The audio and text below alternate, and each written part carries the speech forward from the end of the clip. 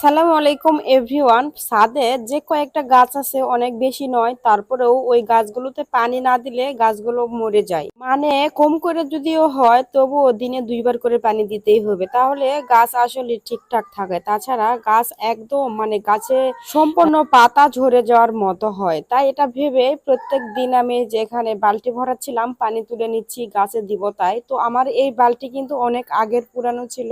শুধু পুরানো যে ব্যাপারটা কিন্তু সেটাও নয়, আর অনেকটা ভার ছিল এই বালতিতে। কিছুদিন আগে বিল্ডিং এর কাজ হচ্ছিল আর সিমেন্ট দিয়ে বালতিটা অনেক ওজন হয়ে গেছে। তো যাই হোক, যেহেতু বালতিটা বাসায় নিয়ে আসা হয় না, সবসময় ছাদে রাখা হয়, ওই জন্য ওই বালতিতেই কাজ করতে খুবই ভালো হয় আর কি। যদিও পাইপ সিস্টেম করা আছে, তারপর আমার কাছে মনে হচ্ছে যে যেখানে কাছেই পানি আছে এখান থেকে পানি নিয়ে এসে পানি মগ করে মগত নয়, এটা বোতল বোতল কেটে নিয়েছি। তো এখানে কিন্তু খুবই ভালো লাগে এটাতে পানি দিতে, কারণ আমার গাছে যতটুকু পরিমাণে পানি দিতে হয় অতটুকু পরিমাণ পানি নিয়ে অনেক সুবিধা হয় এই বোতল করে পানি দিতে। তো যাই হোক, ছাদ বাগান মানে অনেক অনেক পরিশ্রম। যারা ছাদে বাগান করতে চাচ্ছেন অনেক পরিশ্রম করতে হবে এই আর কি।